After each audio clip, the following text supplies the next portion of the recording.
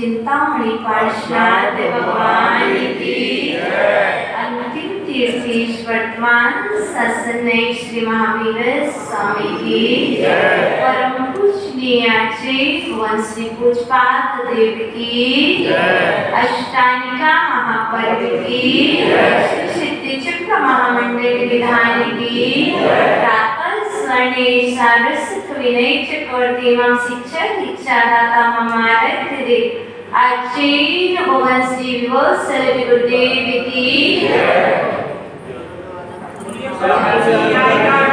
श्री माता की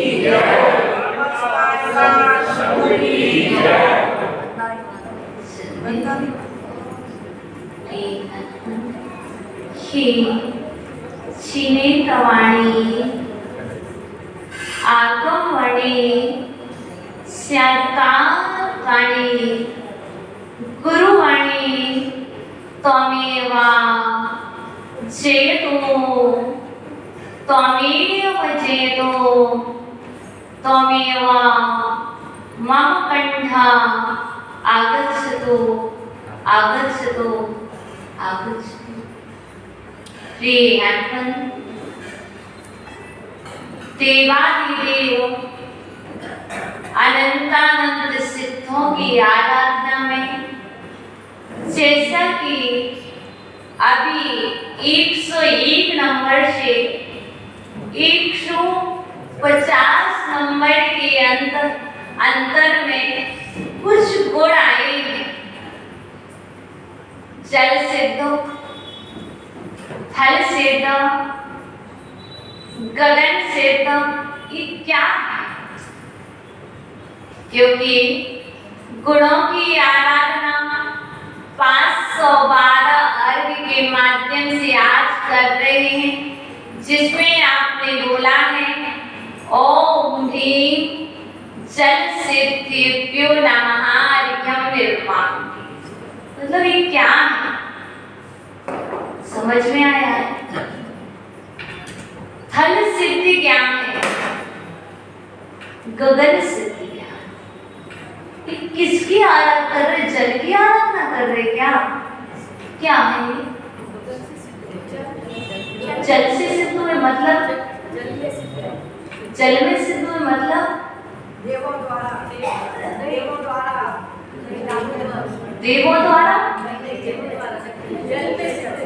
जल में सिद्ध मतलब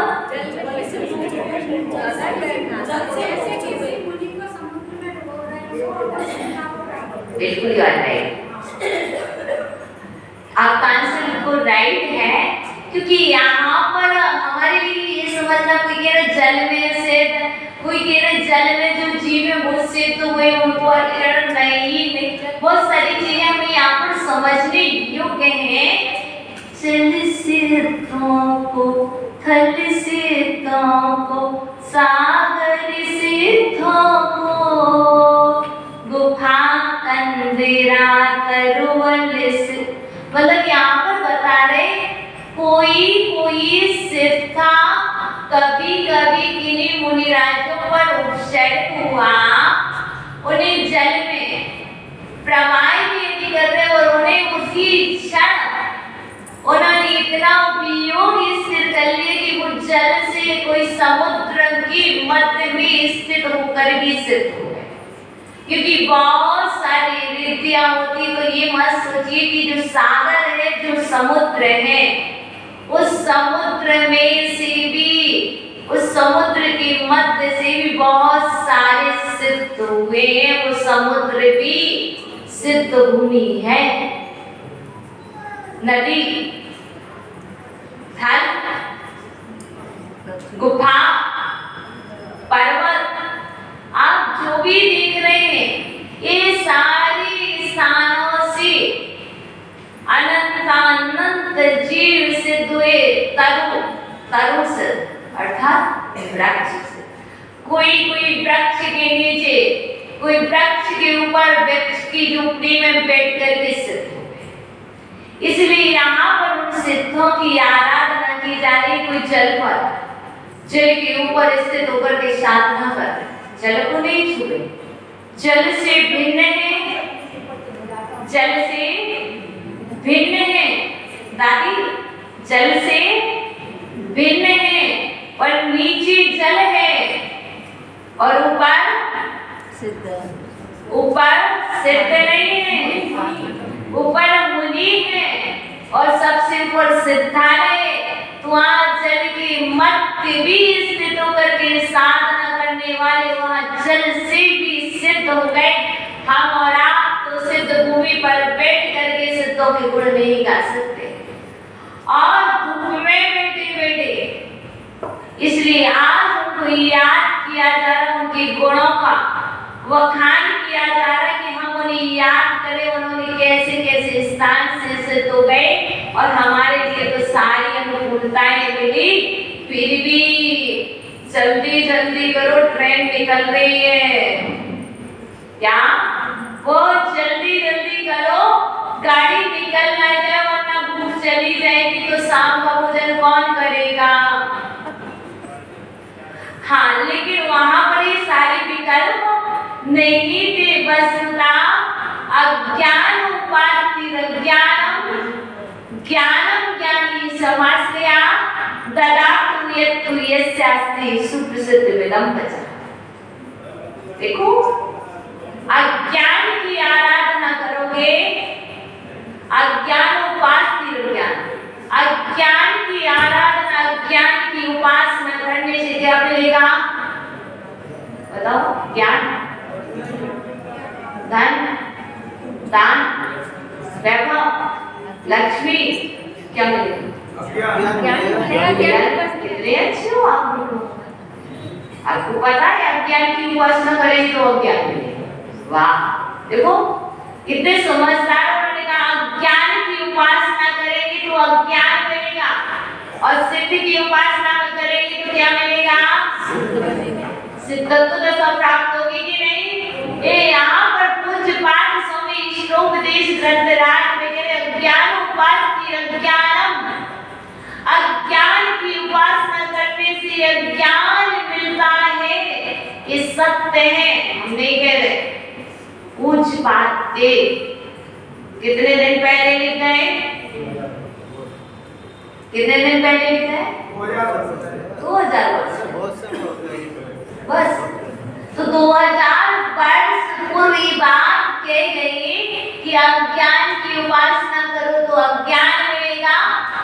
सिद्धों की उपासना करो तो सिद्धत्व की प्राप्ति होगी, और अरहंत की उपासना करोगे तो अरहंत बनोगे। लेकिन एक बात ध्यान रखना, अज्ञान की उपासना करने से बहुत बड़ा फायदा है। बताओ क्या? संसार में जो जो सामग्री दिख रही है सब प्राप्त हो जाएगी। और यदि सिद्धों की आराधना करोगे, सिद्धों की उपासना करोगे, तो ना टीवी मिलेगी ना बीवी मिलेगी। नहीं, सत्य है, ना स्त्री मिलेगी ना स्त्री मिलेगी। क्यों? यदि सिद्धों की आराधना कर रहे हो और आप सिद्धत्व की इच्छा रख रहे हो, ठीक दिन वह सुख तो मिलेगा, पर ये सामग्री नहीं मिलेगी। मंजूर है? चाहिए है? नहीं चाहिए? नहीं चाहिए।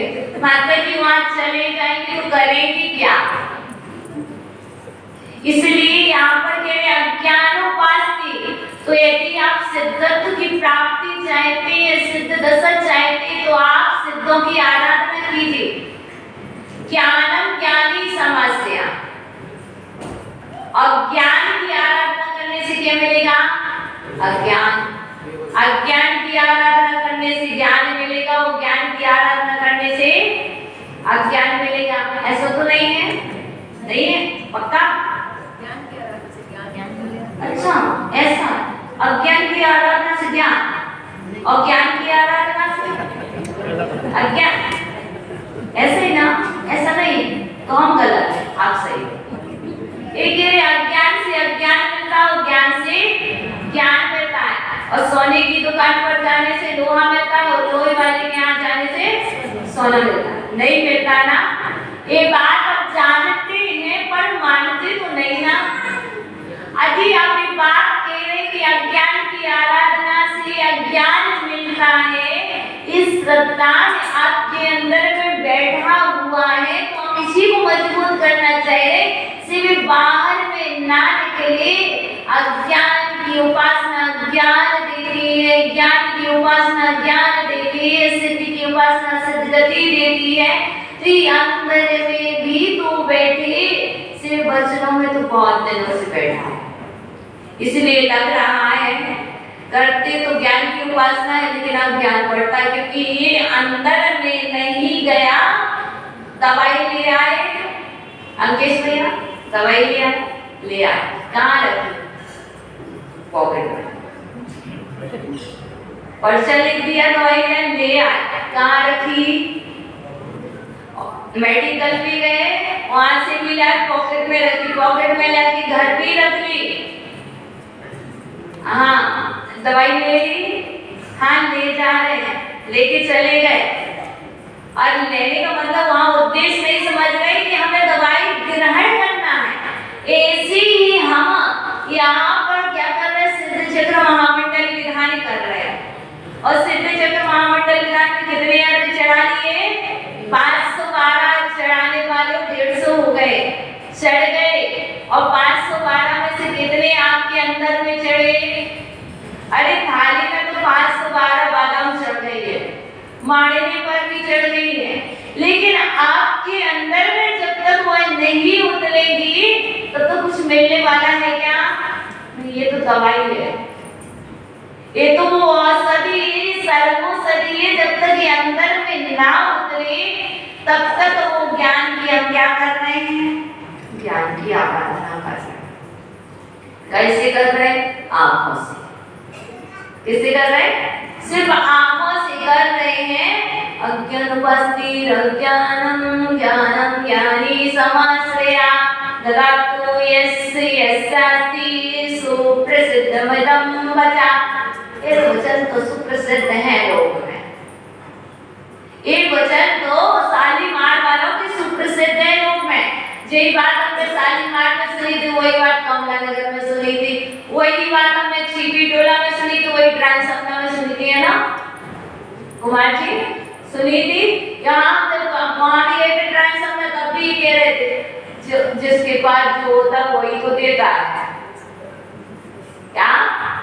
सुप्रसिद्ध पदम वचन।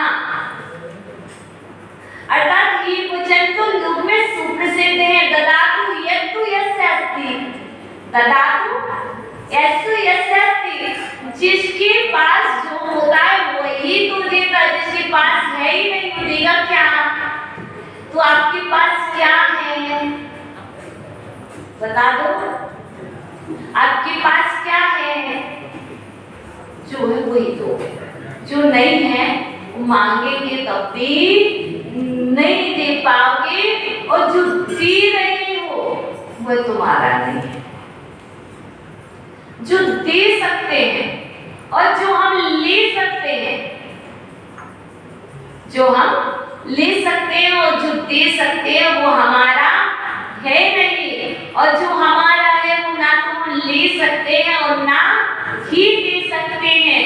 ना तो हमारा अज्ञान है ना हमारा ज्ञान, क्योंकि ज्ञान हमारा गुण है और अज्ञान हमारा अवगुण है, विभाव है। इसीलिए हम जब विभाव को छोड़ देंगे तो ज्ञान गुण प्रकट हो जाएगा। आप सोचो कि पुस्तक से ज्ञान आ जाएगा तो आने वाला नहीं है, और सिद्ध चक्र मंडल विधान मात्र करने से सिद्ध हो जाए तो होने वाले नहीं। बात फिर होती है कि ज्ञान की उपासना ज्ञान देती है, पर वो कैसी उपासना? अंदर से की जाने वाली उपासना, क्योंकि जो आत्मा से की जाती है, जो आत्मीय आनंद से की जाती है। कैसे? अभी मेरे को संगीतकार बोला, अरे जल्दी जल्दी करो। क्या बोला था? माता जल्दी बोलो, अरे बिल्कुल ना बोलो। मेरे को बोलना था माता जी मंत्र जल्दी बोलो, मैं बिल्कुल ना बोलूं। क्यों? क्यों बोलो जल्दी? क्यों बोलो इतनी जल्दी? यदि मैं जल्दी बोलूंगी तो मुझे इतनी जल्दी सिद्ध बना तो मैं जल्दी बोलती हूँ, बताओ। लेकिन नहीं, देखो मैंने सुना है और मैंने ये प्रैक्टिकल भी किया। देखो एक चीज बताओ, गुलाब जामुन देखा? अच्छा खाया भी है? क्या बात है, खाया भी? आपके लोग तो बड़े अच्छे हैं। गुलाब जामुन देखा नहीं, खाया है। अच्छा कैसा होता है बताओ जल्दी आओ। खाया तो बताओ, खारा होता? काला होता, ये मैरून होता, कि ऐसे यानी रईस जैसा होता। लेकिन मतलब समझ गए ना, गुलाब जामुन कैसा होता है? मधुर होता है। लेकिन ना यदि कोई मुख में रखे वो गुटक जाए, बताओ कितना टेस्ट आएगा? कैसी बात कर रहे हैं? आज तुम खा के देखना, सोलर मांग रहे, आप गुलाब जामुन को लेना और मुख में रखना, जल्दी से गटक जाना। नहीं आएगा ना समझ में, उसका कोई स्वाद आएगा क्या? क्यों कहा जाता है दवाई कड़वी है? रबड़िया जी दवाई कैसी है? कड़वी है। क्या करूँ माता जी? गले में रख लो, आंखें बंद कर लो और जल्दी से पानी पी लो तो कड़वी ना लगे। कहते हैं ना, ऐसी ये जिस वस्तु के लिए हम डायरेक्टली क्या करें, मुख में रखूं गटक जाए तो उसका स्वाद आएगा क्या? नहीं आएगा। और जो वचन हम पढ़ रहे हैं वो वचन यदि हमारी जीवा पर थोड़ी देर ना रखे तो उसका स्वाद आएगा क्या? आप बोलो ओम ओम ओम और आराम से बोलो ओम नमः सिद्धिभ्यां, ओम नमः सिद्धिभ्यां। बताओ कौन में स्वाद आ रहा? ओम नमः सिद्धिभ्यां, ओम नमः सिद्धिभ्यां। बोलो किसमें स्वाद आ रहा? आराम से बोलने में आ रहा कि जल्दी जल्दी बोलने में आ रहा? जैसे ही ना टेस्ट हमारी जीवा पर कुछ रुक रुक कर आता है, फास्ट पढ़ते तो नहीं आता। और यदि हम स्लोली पढ़ेंगे, यदि बाई चांस हम 100 भी अर्घ चढ़ाएंगे तब भी हम कर्म की निर्जरादि कर पाएंगे कि नहीं? एक व्यक्ति है जो 6 चपाती खाता है, सच्ची है, और क्या करता है? फास्ट खाता है। क्या करता? बहुत फास्ट खाता है। अब बताओ उसके लिए लगेगी बिल्कुल नहीं लगेंगे। एक तो सबसे पहले हानि डाइजेशन अच्छा नहीं होगा। दूसरी बात, पूज्य गुरुदेव कहते हैं आप दूध चपाती खाइए, पर कैसे? जितना टाइम आप 6 थाली में लगा रहे आप दूध चपाती खाइए, ये खाइए, पर उस ग्रास को, उस रोटी को आराम से चबा चबा करके खाइए, तो उससे क्या बनेगा? रस बनेगा। जब रस बनेगा तो बॉडी को लगेगा। यदि आप सिर्फ खाते ही जा रहे हो, चबा ही नहीं रहे हो, तो क्या होगा? कुछ भी होने वाला नहीं है। तो ऐसे ही जहाँ व्यवहार है, ये एग्जाम्पल कहाँ था? व्यवहार में। तो ऐसे निश्चय में, क्योंकि निश्चय नहीं अंदर का धर्म है, व्यवहार नहीं बाहर का है। निश्चय में जब हमारी जिह्वा पर कोई मंत्र, कोई शब्द और कोई परमात्मा का नाम जितने अधिक समय तक रहेगा, तो बताओ कर्म की निर्जरा अधिक होगी कि कम? अधिक होगी।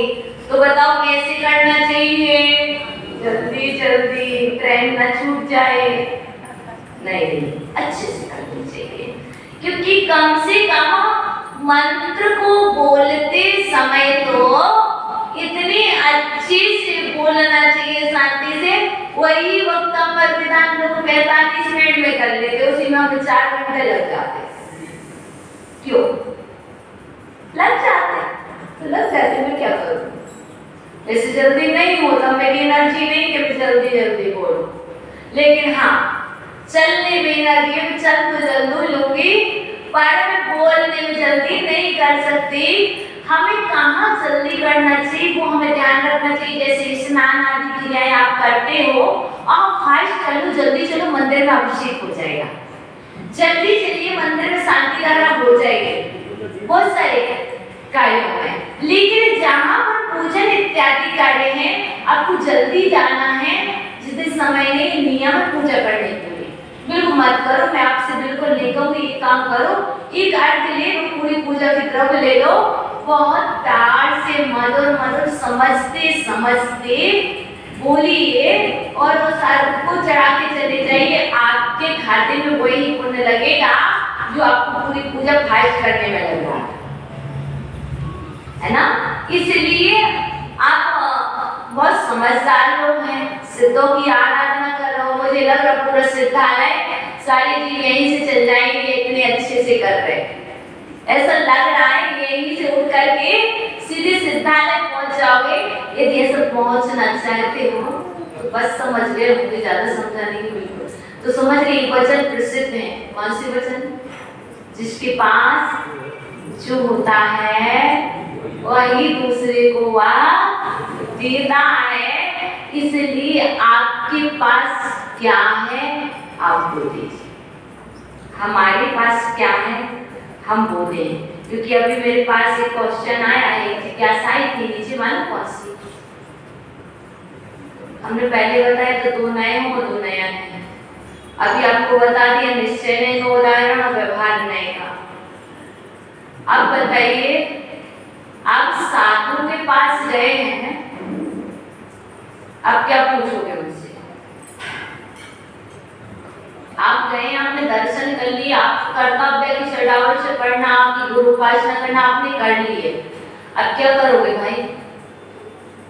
शांति धारा आज आपने की ना, बताइए क्या करोगे? नाम तो मुझे पता नहीं है, शांति धारा वाले मुझे बताओ क्या करोगे?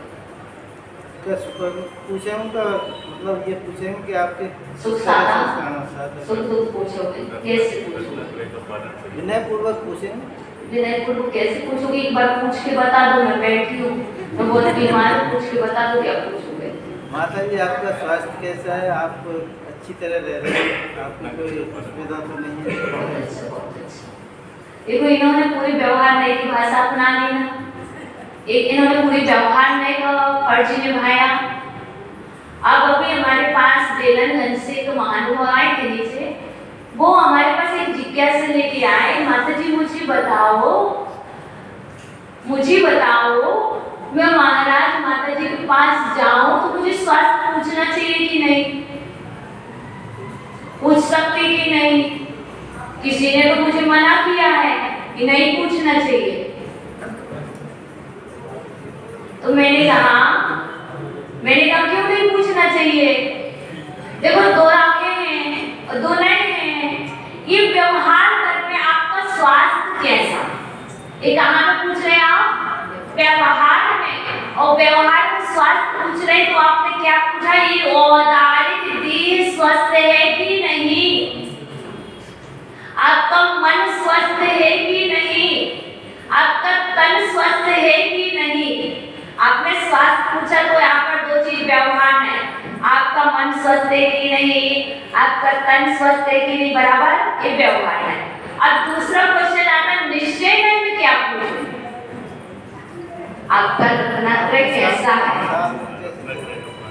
आपका रत्नात्रय कैसा है? अब रत्नात्रय में 3 रत्न पूछ ले, सम्यक दर्शन, सम्यक ज्ञान, सम्यक चारित्र। अब इसमें तब भी करके तो हो जाएगा, तो 4 रत्न हो जाएंगे। तो कहने लगे महाराज साहब कह रहे थे कि सिर्फ रत्नात्रय पूछना चाहिए।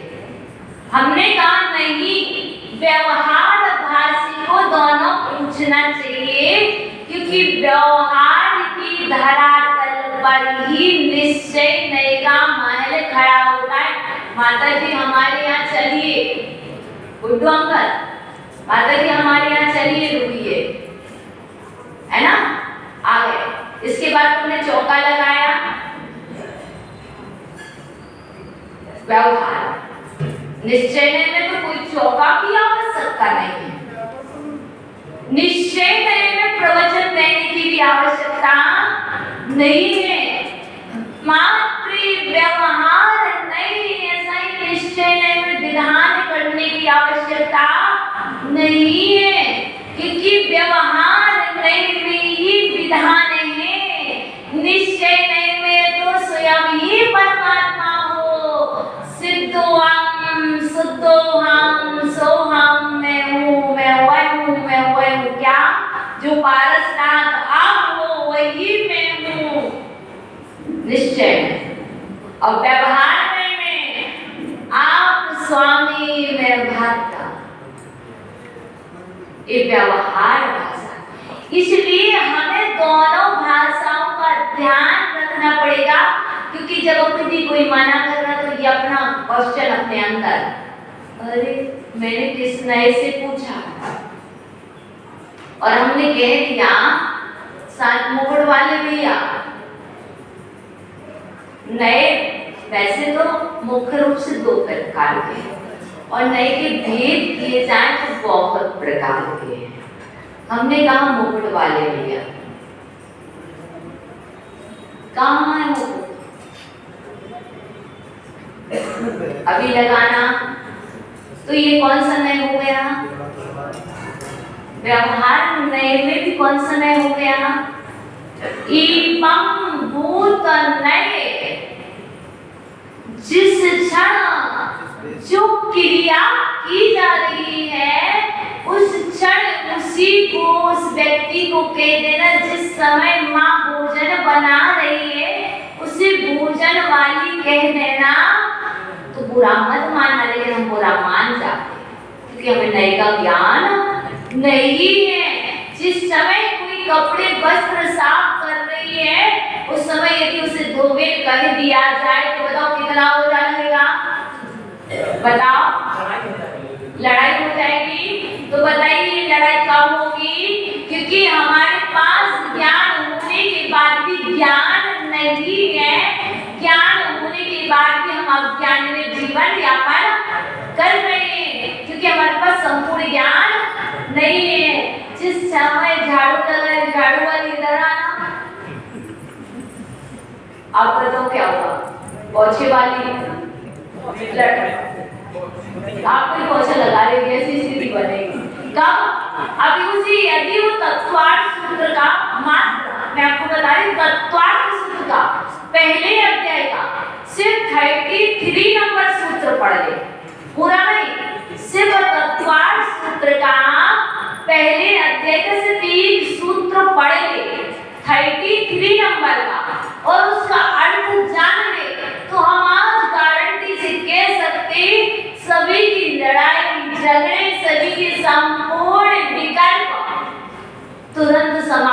वाले, क्योंकि नए के जाने बिना हम कोई भी निर्णय कर ही नहीं सकते हैं।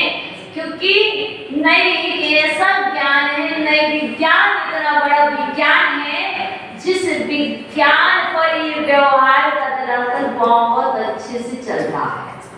देखो आपको बहुत बुरा लगता, लेकिन जब आप मार्केट में बाहर रोड पे एक ना सब्जी वाला चलता, वो सब्जी वाले इधर आओ, उसे बुरा नहीं लगता? नहीं लगता, नहीं लगता, वो कभी नहीं कहता। पानी भरने वाले तो पानी वाले भैया बोलते, पेड़ उसे तो नहीं बुरा लगता, लेकिन हमें क्यों लग रहा बताओ? क्योंकि हमारे पास सब ज्ञान है, उसके पास ज्ञान है, इसलिए हमें ये चीज ज्ञान बढ़ाना है तो हमें क्या करना पड़ेगा? पूजा के साथ साथ थोड़ा सा स्वाध्याय को समय निकालो। मैं आपको सिर्फ इतना ही कहने वाली हूँ, सिद्धों की आराधना कर लो।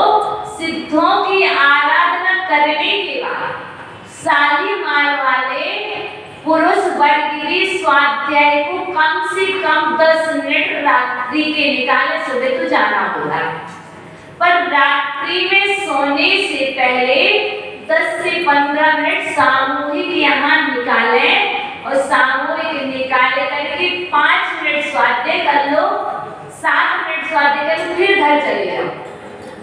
इससे क्या होगा? ज्ञान बढ़ेगा, इससे हम जीवन जीने की कला सीखेंगे और इससे हमारे व्यवहार में बहुत परिवर्तन आएगा। और स्वाध्याय के बिना कोई सिद्ध होने वाला है ही नहीं, इसलिए आपको यदि सिद्ध होना है तो स्वाध्याय करना पड़ेगा। मंदिर में होता है। अच्छा बताओ कितने लोग आते? स्वाध्याय होता है, ये बताओ कितने लोग आते? आपको पकड़ में आ गए? एक खान 5-6 लोग आते हैं। 5-6 लोग। और परिवार कितने हैं? 400 परिवार और 5-6 लोग आते, मतलब इससे क्या होगा? कुछ होगा नहीं। आज हम आपको बताए, कल बांसवाड़ा के बताए भी था, वहाँ पर स्वाध्याय में रात्रि को हमारा मौन था, लेकिन हमने वहाँ 8:30 बजे शुरू करवाया। हम सिर्फ बैठते थे अपना बोर्ड लेकर के और पेन लेकर के, और वहाँ पर एक टीचर थे लोकेश साहब, वो पढ़ते थे, और हम जब थे तब 60 लोग 70 लोग स्वाध्याय में बैठते थे। आज की स्थिति भी है कि आज भी वहाँ 50 लोग प्रतिदिन 8:30 बजे से 9:30 बजे तक स्वाध्याय कर रहे हैं। अभी उनका रत्न करंडक प्रचार चल रहा है, और अभी भी जो भी जिज्ञासाएं होती तो दीदी के मोबाइल पर उनके क्वेश्चन आ जाते हैं और समाधान भेज देते। क्यों? स्वाध्याय से ज्ञान बढ़ता है, और स्वाध्याय से एकता बढ़ती है, और एक साथ बैठ करके सामूहिक क्रिया करने से सामूहिक पुण्य का संचय होता है। इसलिए स्वाध्याय करना चाहिए कि नहीं? कितने बार? एक बार। अच्छा एक बात बता दो, है ना, एक बात बता दो, माता जी कितने बार स्वाध्याय कर? 3 बार। 4। 2 बार प्रतिक्रमण, 3 बार सामाय, 4 बार स्वाध्याय। और पूजन कितने बार? 1 बार। ऐसा तो नहीं कि 12 बार। जब यहाँ पर बात लागू है, 1 बार पूजन, 3 बार सामाय, 2 बार प्रतिक्रमण, 4 बार स्वाध्याय, और कोई आ जाए तो उसके लिए भी समय दो, उसके लिए भी नहीं दो तो बुलाएं, मतलब। और आप जब स्वाध्याय न करो तो बताओ कैसा मुंह बनाए? टेढ़ा करें कि आंखें बंद करें? अब बताओ, बताइए। अब आप हमसे समय लेते हो, जब आपको देते हैं अधिकार से, तो हम चाहते हैं आपसे भी समय लें, और आपसे समय लेना चाहते कि आप स्वाध्याय को समय निकालें। यदि हमें बुलाया तो हम इतना ही चाहते कि स्वाध्याय को समय निकालें, मुझे और कुछ नहीं चाहिए आपसे, इतना ही चाहिए कि आप स्वाध्याय को समय निकालें। आपको रात के 9 बजे टाइम है ना, 9 बजे आप अपने फ्रेंड सर्कल में आइए, छोटा सा स्वाध्याय कीजिए, 5 मिनट कीजिए, चलते रहिए। और सामूहिक करने से जो चीज समझ नहीं आती वो दूसरे समझा दे। आपस में डिस्कस कीजिए, जैसे बिजनेस का डिस्कस करते हो ना, कोई प्लान करते हो, प्री प्लान करते हो, सब चीज को डिस्कस करते हो, वैसे ही हम चाहते स्वाध्याय आदि का डिस्कस से ज्ञान बहुत ज्यादा बढ़ता। ज्ञान को 100% बनाने के लिए डिस्कस बहुत जरूरी है। यदि मैं सोचूं कि मैं रट दूं तो सिर्फ 20%, सिर्फ रीडिंग करने से और याद करने से सिर्फ ज्ञान 20% होता है। वाचन करने, प्रश्ना करने 40%। यदि अपने ज्ञान को बढ़ाना है, आपको 20 से 40 तक ले जाना है, तो पहले सबसे पहले स्वाध्याय करो, वाचन करो। वाचन करने से ज्ञान कितना होगा? 20%। और वाचना के बाद प्रश्ना करने से 40। पूछोगे ना, ज्ञान बढ़ेगा। और इसके बाद प्रश्ना, अनुप्रेक्षा, बार बार उसको पढ़ने से, बार बार दोहराने से कितना वो 60%। अरे आज कर लिया ना, अब कल तो भूल ही जाएंगे, ना तो किसी से पूछना है और ना ही उसको पुनः रिवाइज करना, दोहराना नहीं है। तो क्या होगा? ज्ञान वो 0 पे चला जाएगा। 40% वाला बिना 0 पर कब चला जाएगा? माइनस में जाओगे, और माइनस का बिजनेस हम करते हैं। अब इसके बाद क्या करोगे? आपको 80% तक जाना है, तो आमनाय। आमनाय मतलब जैसे गाय देखी, गाय क्या करती है? जुगाली करती। कब करती है? दिन भर तो खाती है और रात भर जुगाली करती है। ऐसे दिन भर तो आप पाप क्रियाएं करते हो, ऑफिस में, घर में, ये हम अपने घर में बहुत सारे पाप करती हैं और रात में सोते हैं। लेकिन क्या कहा? दिन भर जो पाप किए हैं और दिन भर जो पुण्य कार्य किए हैं, इसके लिए करो आमनाय करो रात्रि को थोड़ा सा। अब रात्रि में थोड़ा करो तो उससे क्या होगा? आपका ज्ञान 80% होगा।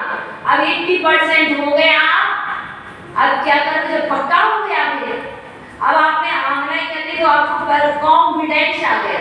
अब कॉन्फिडेंस आ गया तो क्या होगा? ये माइंड एक हथियार है, बहुत बड़ा हथियार है माइंड।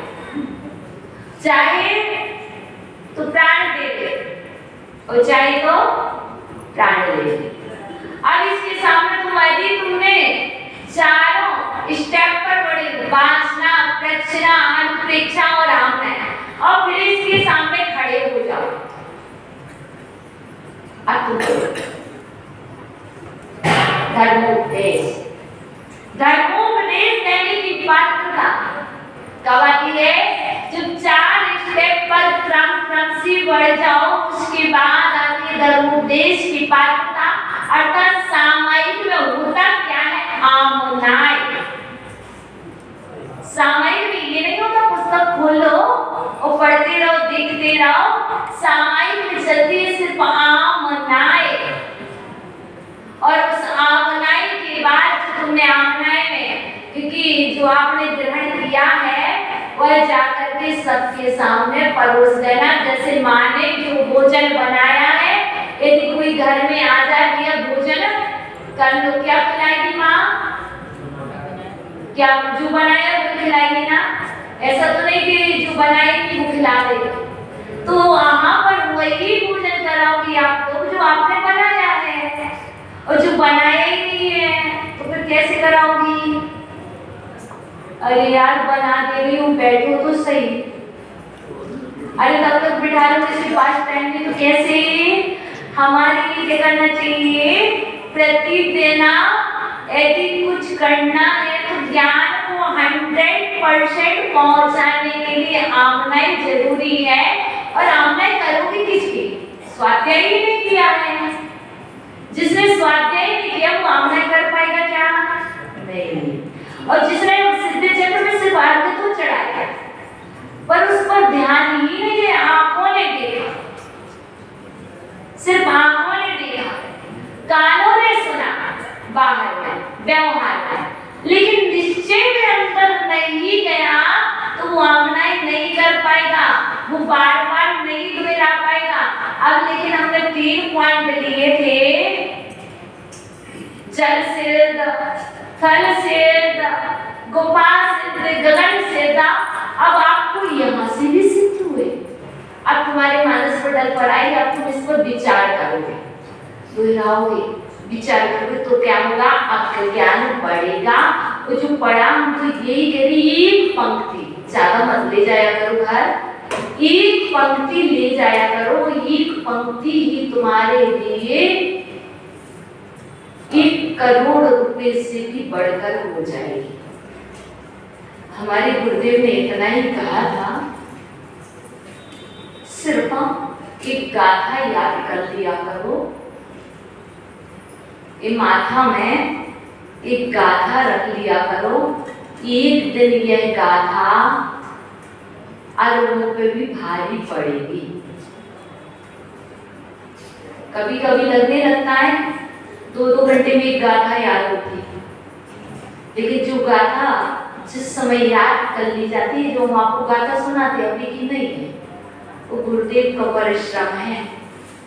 हमें सुबह का भोजन कब मिलता था, जब हम 2 गाथा सुनाते थे, और शाम को कब मिलता था, जब हम 2 गाथा सुनाते थे। यदि सुबह हमने 2 गाथा नहीं सुनाई तो हमारे गुरुदेव चौके तक तो ले जाते थे, चौके तक तो ले जाते थे, आहार हम करवा देते थे। सागर की बात है, आहार करा देते थे, पर उसके बाद चलिए अभी गाथा याद करना है, पहले हमें 2 गाथा सुनाना, तब तक हम सामायिक कर लेंगे। यदि गाथा सुना दोगे तब चौके में भेजेंगे भोजन के लिए, और चौके वाले को बोल देते थे 1:30 बजे आना, 2 बजे आना, जब तक गाथा नहीं सुना देंगे तब तक भोजन नहीं मिलेगा। ऐसे ही जब तक आप इस संकल्प नहीं करोगे, जब तक हम स्वाध्याय नहीं कर लेंगे, तब तक इस देह को आराम नहीं देंगे। क्या रात्रि का आपके पास दिन में समय नहीं है, क्योंकि बहुत सारे लोग कमेंट से ऐसा, तो हमारे लिए कुछ करना है तो कुछ उसके लिए संकल्प तो होना पड़ेगा, होना पड़ेगा कि नहीं। और वो संकल्प इतने में ही तभी आंखें बंद करेंगे जब हम स्वाध्याय कर लेंगे। भले 1 सेकंड करें, 1 मिनट करें, घर पे करें, मंदिर में करें, पर करें जरूर। देखो सबके पास कहते हैं हमारे घर में जगह नहीं है, तुम्हारे घर में मोबाइल रखने जगह है ना, मोबाइल 4 बार है ना। अब देखो आपके मोबाइल में 1000 से ऊपर 3000 ग्रंथ है, 3000 ग्रंथ है आपके मोबाइल में। जैनग्रंथ.com पर एक साथ दिगंबर रामायण के 3000 ग्रंथ हैं। जो भी ग्रंथ आप चाहो 3000 ग्रंथों में से यदि एक लाइन भी पढ़ोगे तो 3000 दिन ऐसे ही निकल जाएंगे। हम आपको बड़े ये भी नहीं कह रहे कि भैया तुम कहीं से शास्त्र लाओ, आपके लिए इतना सरल इजी सा उपाय बता दिए, पर करना। कितने लोग करेंगे जल्दी बता दो, जल्दी बता दो। कहाँ से स्टार्ट करना है? सुनना, एक विद्वान ने बहुत अच्छी बात बताई माता जी, भजन बिना भोजन नहीं और स्वाध्याय बिना स्वयं नहीं। बिल्कुल, इतनी अच्छी बात है। कहाँ से स्टार्ट करना है? आप प्रथमा नियोग से कर लें। कभी किसी को प्रथमा नियोग में रुचि नहीं आती है तो वो चरना नियोग कर ले, पर जहाँ इंटरेस्ट आए वहां से करना चाहिए जिसमें इंटरेस्ट आए, क्योंकि प्रथमा नियोग में हमेशा कथाएं मिलती हैं तो इंटरेस्ट नहीं आता, कहीं कहीं आता है। इसलिए आपको चरना नियोग में ज्यादा आनंद आएगी, क्योंकि आचरण की बात चलती है, इसलिए आपको इंटरेस्ट वहां है। और करना नियोग बहुत डिफिकल्ट हो जाता, बहुत कठिन हो जाता है ना, इसलिए आपको प्रथमा नियोग और चरना नियोग ये 2 ग्रंथों में से स्टार्ट करना चाहिए। छोटा सा प्रतिदिन भले 2 लाइन पढ़ो, तो जल्दी हाथ खड़ा करो तो छोड़ रही। कितने लोग स्वाध्याय से करें? आप तो करते हैं रात में, अरे बाकी सब नहीं करेंगे, मतलब मेरा बोलना बेकार 1 घंटे का, मतलब उल्टा पड़ा खाली जितना नहीं। नियम ले भैया, इंद्र महाराज मोबाइल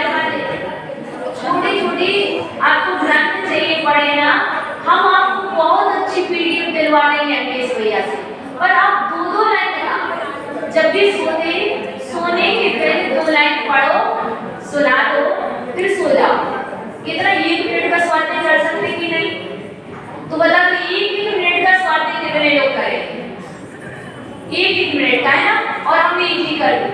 अभी भी नहीं करोगे तो 1 मिनट का नियम से करना पड़ेगा। हाथ खड़ा करके दिखा दो भैया, फोटो खींच लेना। ठीक है, तो आज से स्वाध्याय और स्वाध्याय करोगे तो यही तुम्हें सिद्ध बनाएगा। अब आपके लिए आशीर्वाद कलाओगे, कलाओगे, आओगे तो जल्दी बोलो। पुन्ना पुलाना भूल न जाना, सपनों में आना, जैसे भी हो हमको अपने पल पल ले आना, तेरे दर पर ऐसा लगता जो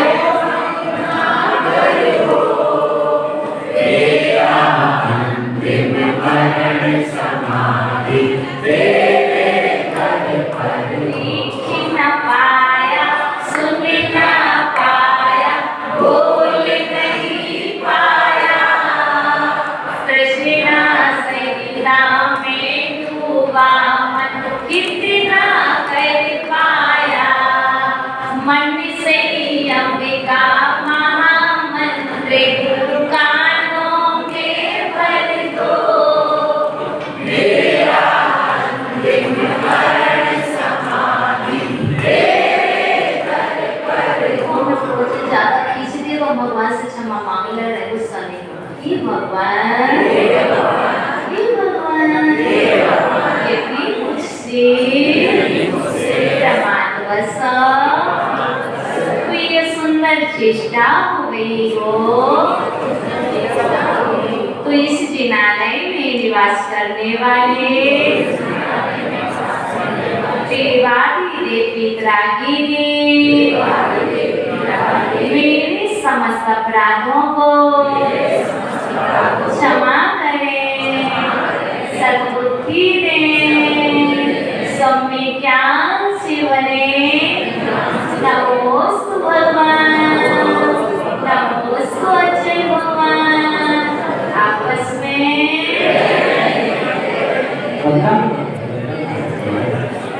और पार्श्वनाथ भगवान की